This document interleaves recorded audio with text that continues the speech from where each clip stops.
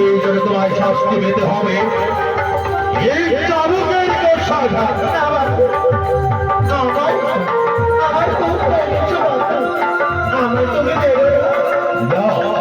যে ভুল করেছ তুমি, এর জন্য তোমায় শাস্তি পেতে হবে। এই চাবুকের কোষাঘাত সহ্য করো, সহ্য করো নাকি?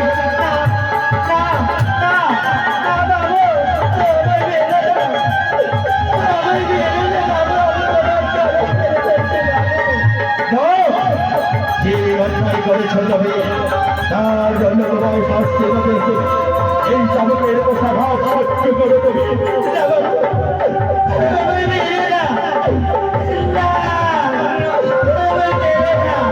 কেন বল, কেন এই স্বর্ণ বালকদের মধ্যে চলে বিশ্রাম করছি বল?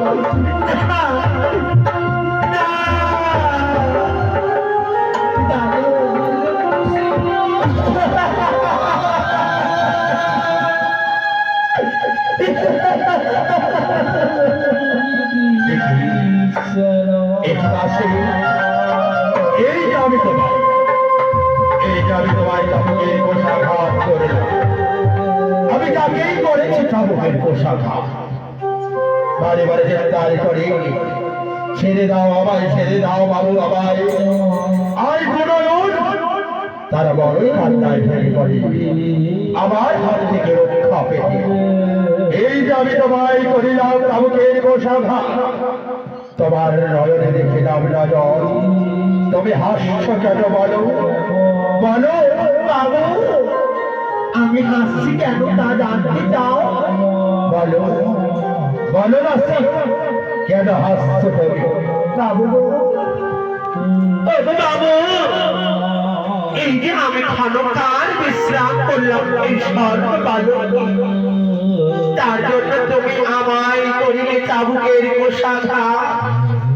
না জানি তুমি কি রয়েছ, আজ দিনের পর দিন, মাসের পর মাস, বছরের পর বছর এই স্বর্ণ বালককে তুমি করেছ বিশ্রাম। না জানি আমার গোবিন্দ, আমার গোবিন্দ তোমার জন্য কত বেত্রাঘাত রেখেছে জমা করে, তাই আমি হাসছি বাবু। সত্যি কথাই বলেছ, সত্যি কথাই বলেছ দাসী। আমি তোমার কথা দিয়ে না, আর কোনদিন আমি এই স্বর্ণ বালককে বিশ্রাম করবো না বাবু। একে বয়স আর কোনদিন আমি এই স্বর্ণ বালককে বিশ্রাম করবো না। তুমি যাও, আমায় একা ছেড়ে দাও, আমায় একা থাকতে দাও না, শুনবে না। আমি তুমি আছি।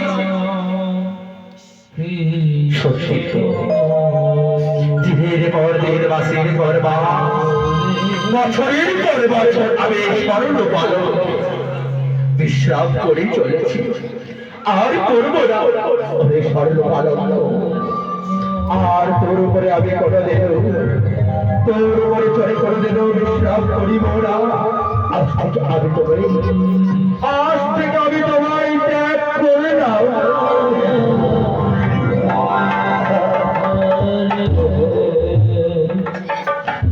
গোবিন্দ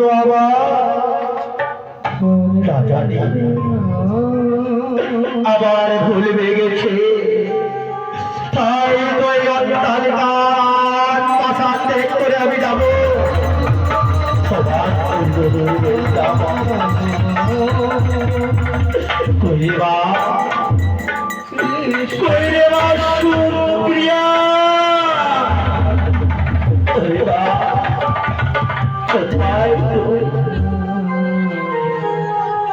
বাবা বাবা, তুমি আমায় দেখেছো বাবা?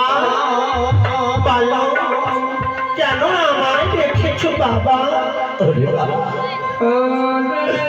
তুমি বলতে পারি এই যে বেলা চলে যায়, দিনের পর দিন, মাসের পর মাস চলে যায়, তাই তো একটি একটি করে দিন আমার নিকট থেকে বেরিয়ে যায়।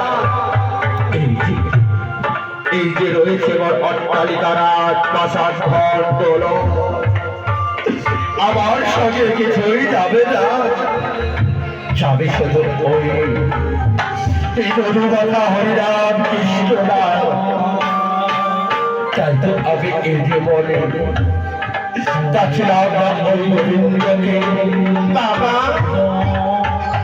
ও বাবা, সত্যি কথাই তুমি বলেছ।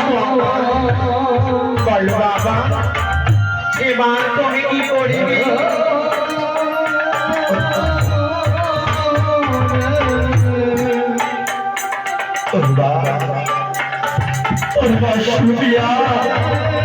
তাই তো আমি ঘরে ঘরে ভেঙেছি এই অট্টালিকা প্রাসাদ জমিদারি অর্থ আমি ছেড়ে যাবো ওই মধুর বৃন্দাবনে। বাবা, দেখে বলছো বাবা,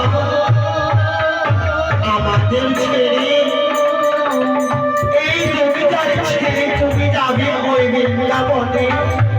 বাবা,